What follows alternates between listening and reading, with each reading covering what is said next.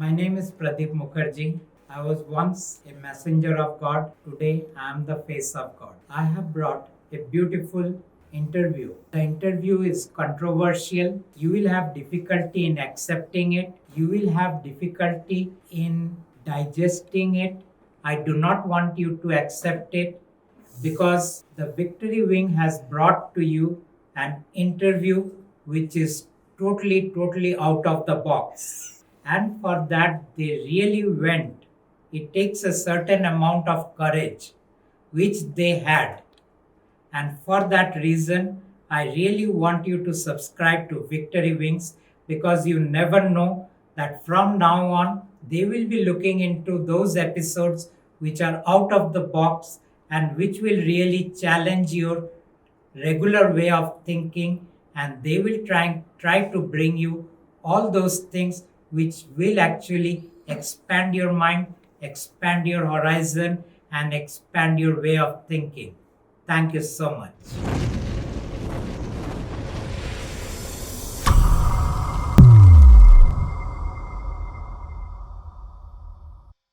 Energy bodies. Why this is required at all, and why God created so many levels of energies, and then for a normal human being, how much time it takes from level 1 to level 5. And then if somebody stops at some other stage, maybe first, second, third, fourth, fifth. Fifth, you say, is the ultimate, where Gautam Buddha has achieved. Then what's the purpose? How to go about? You can enlighten us, sir. When God created the humans, God actually created in energy form. Basically, God created 11 energy bodies, brought them together, and now this energy body becomes the template of the human, over which the king is told, if you want your food, create the negativity from this species. Human is the only species in the whole of creation which is the most important species, not because we are the most intelligent, not because we are most evolved, not because we are most sophisticated, but only because we can produce the food for the king through our negativity, through our negative thoughts, feelings, and emotions. So God said to the king, I give you the template of the human. I curse you to eat the grime of the human. Grime is Grime, which means their negative thoughts, feelings, and emotions. And I also tell you that humans must multiply. Why humans must multiply? Because if there are not enough energy body is the vehicle with which the soul is going to go back home. If we have 8 billion humans on this planet, we have much greater number of souls on this planet, which means the souls need lots of energy bodies to go back, lots of vehicles. But you asked a question from a different perspective, which was a spiritual question that you asked me. These energy bodies, because it was created by God, is eternal. Everything else that the king created, the mind, the body, and the personality, is not eternal. They die. So king's creation is always non-eternal or mortal. God's creation is always eternal. Now, coming back to the spiritual angle about your question. No, the first one is emotional. If you can start with the... Because I'm coming into the spiritual part of it. Yes. So in this spirit body, in these energy bodies, the lowest one or the most gross one is known as the astral body, which is the emotional body basically. Now, this is the body in which all the emotions can play out. And The next one is known as, The peace and the silence and then all this. that is again, I'm talking about first the normal human. That you are talking about the evolved human. Evolved human. I'm talking about the normal human. The emotion, that astral body is where all your emotions play out. Next is mental energy body, where your karma is collected. Yeah. And third, your etheric energy body, where your grime is collected, which means all your negativity. So that after you die, your astral body goes to the ancestral world, also known as Pitrulok. Yeah. Your mental body goes to the next incarnation along with the karmic baggage, and your etheric body takes all the grime and goes to the king in order to feed the king. Feed the king. This is for a normal human. Third stage itself, for me as a layman, seems to be very high. Is it okay? Now you are talking about the part which is about the spiritual evolution. No, spiritual is ultimate. If I achieve etheric, have I achieved something? But you are not, I am talking a normal person doesn't achieve etheric. This is what I am saying. I am coming to that part. Yeah. Spiritual growth part I am coming. First Spiritual is ultimate. I understand. Yeah. But first I am talking about the humans who are not going to have any spiritual growth. Okay. For them, the significance of the three bodies, after they die, astral goes to the ancestral world, mental goes to the next incarnation, etheric goes to the king to be as food. Feed the king. One of the evidence of this etheric body going to the king is in our Bhagavad Gita. Yes. In the Virat Darshan, Yes.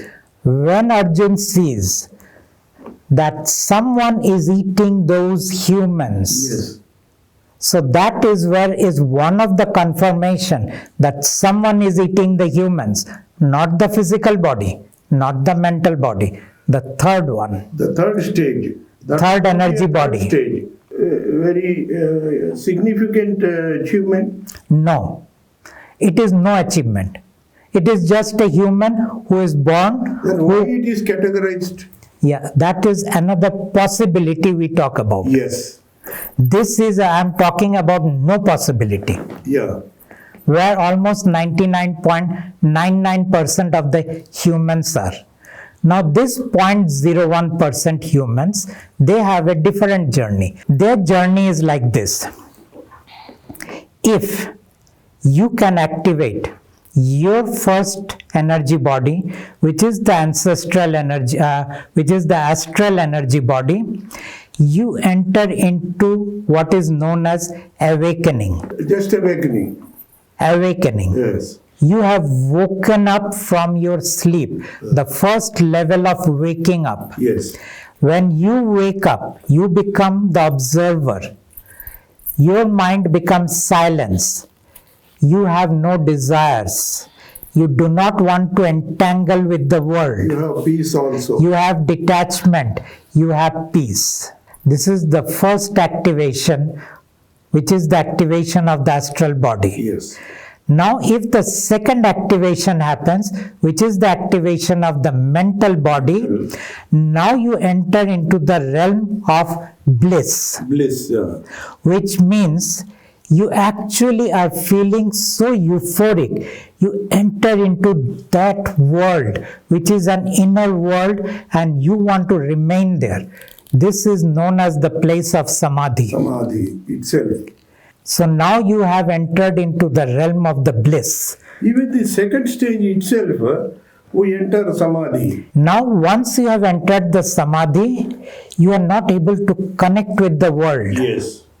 No, gone. As an observer, you are still seeing the world. Now you don't even want to see, you just want to be there, There. which is the best place to be in. To live with. To be in. This is the second activation.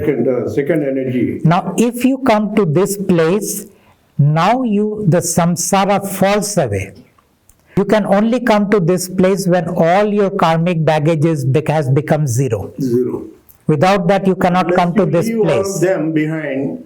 You are not leaving. They fall away like They dry fall away, okay. leaves. You don't walk away Okay. like Buddha walked away from his family. Okay.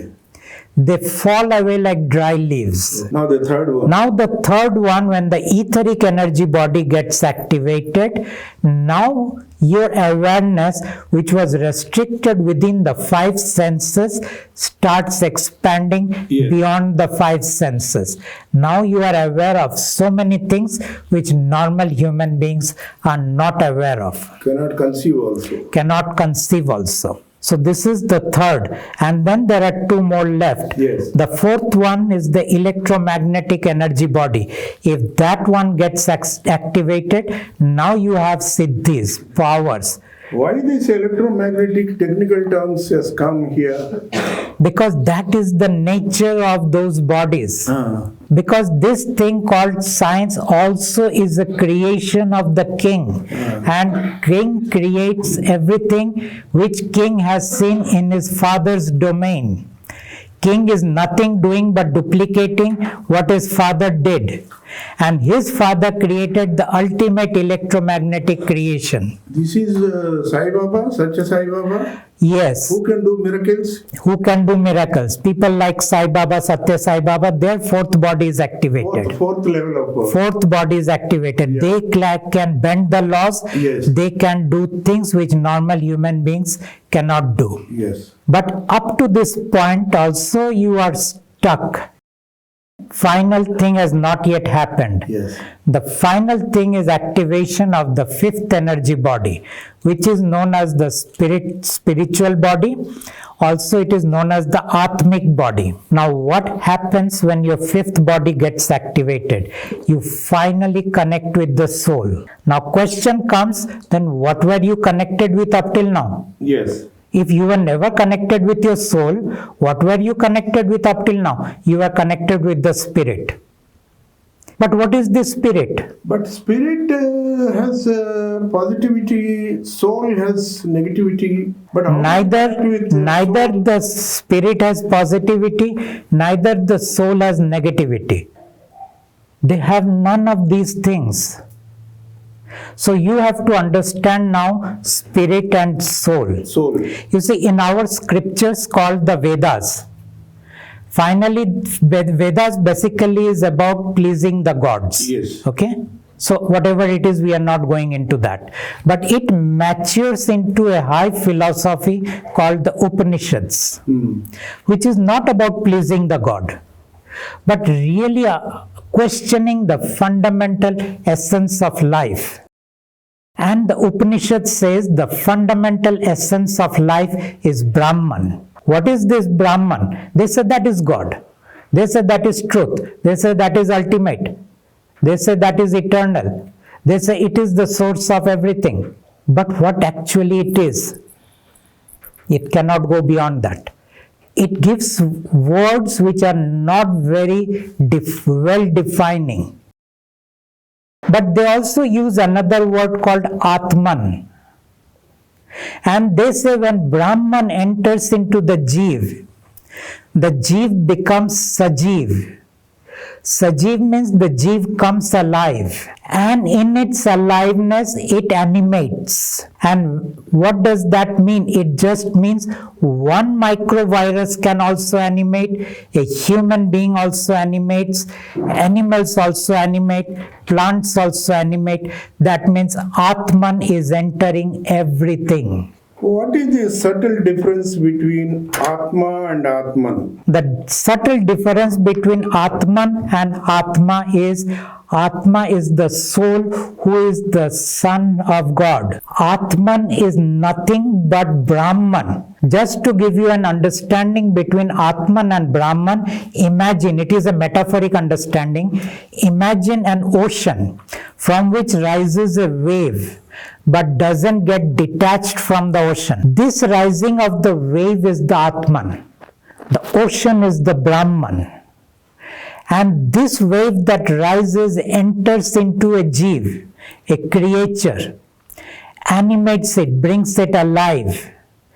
And when it is time for the creature to die, it again recedes back into the Brahman. The wave falls back into the ocean. That creature dies. No, it doesn't die, but it's a continuous process. No, it is not a continuous process. Now you will say, when a human dies, our cells are still alive. Yeah, for about Okay? 10 days, But 15 days. no, not even 15 days. For a long time, it is rotting. It becomes the food of the ants or whatever creatures. Yes. It is not the same wave. It is another wave which animates the dead body, which is giving it life, creating the food for other creatures which feeds on it. But it is not the same Atman.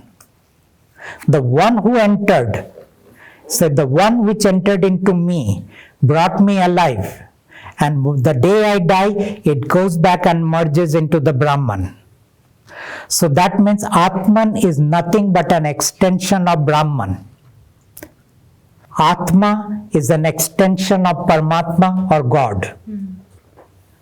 Get the difference? No. You see, Atma, higher level is Paramatma. Yes.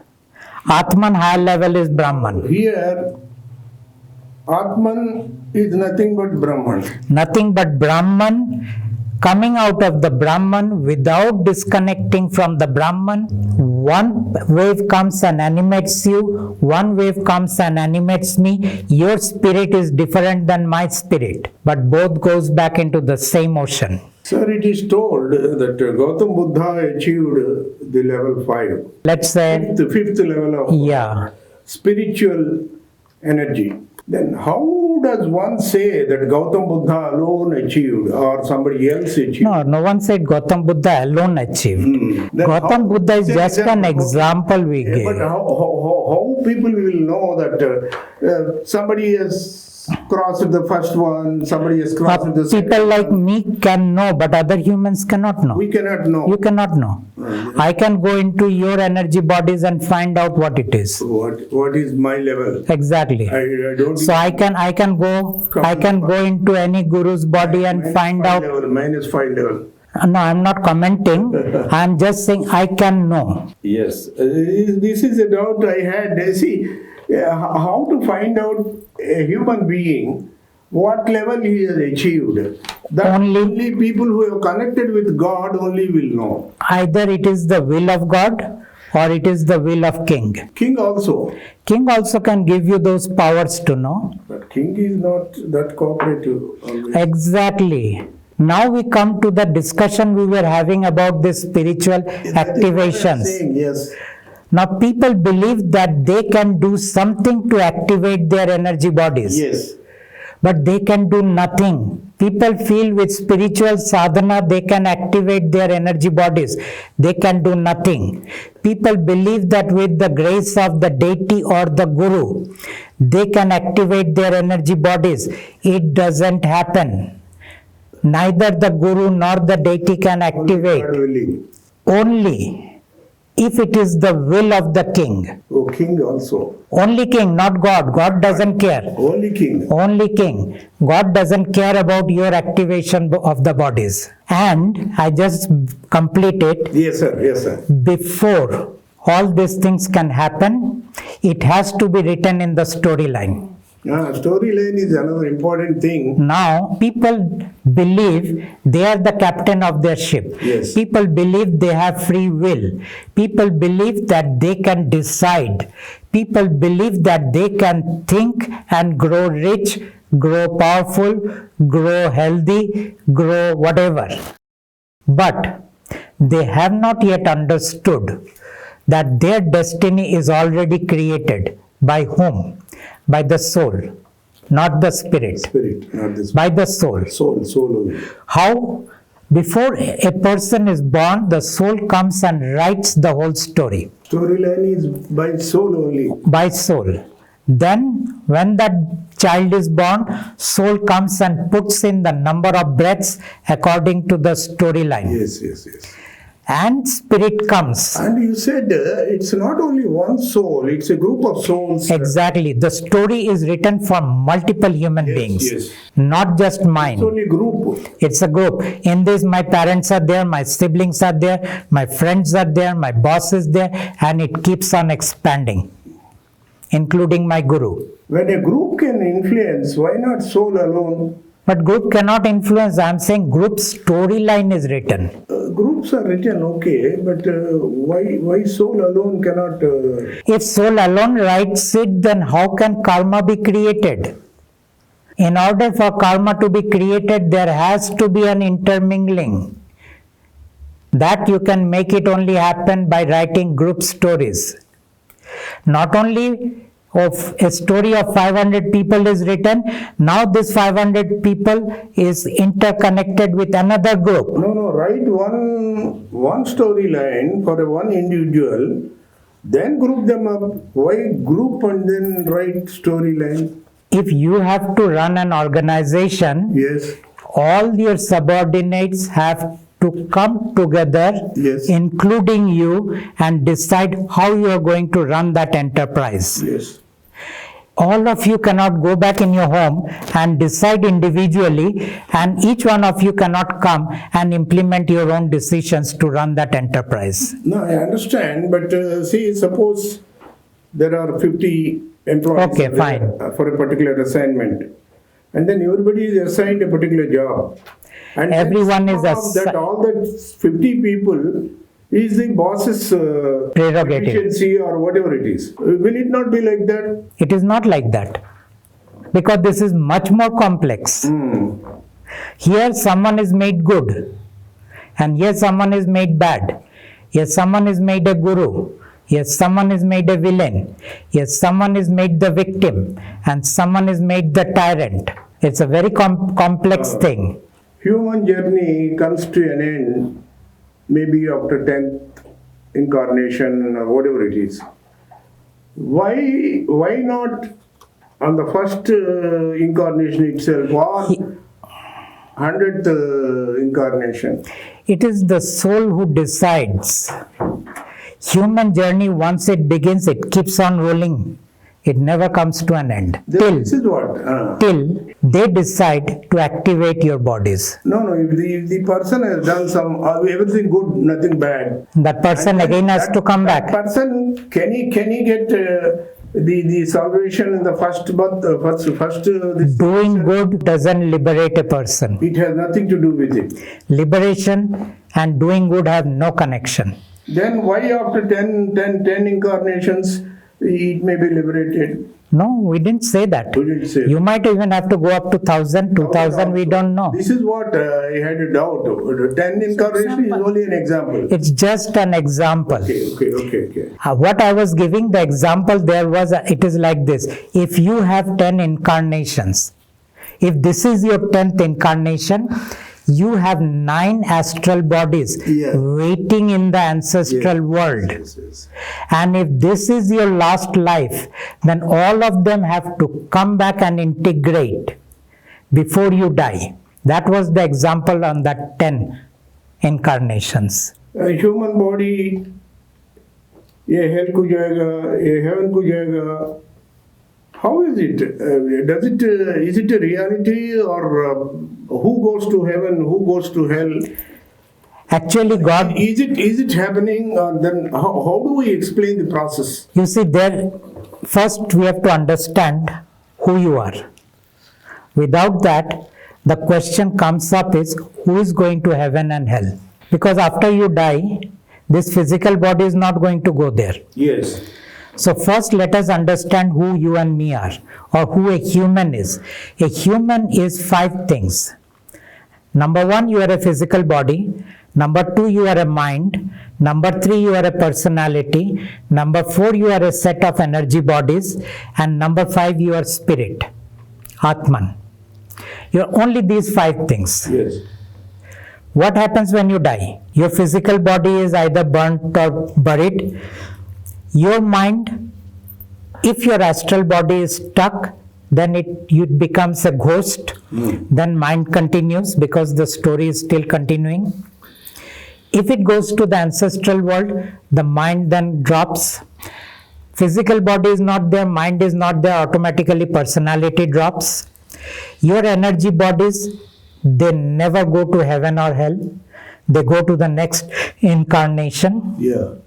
Spirit, it merges back into Brahman. Yes. What is left in you to go to heaven and hell? Something should be remaining back. Yeah.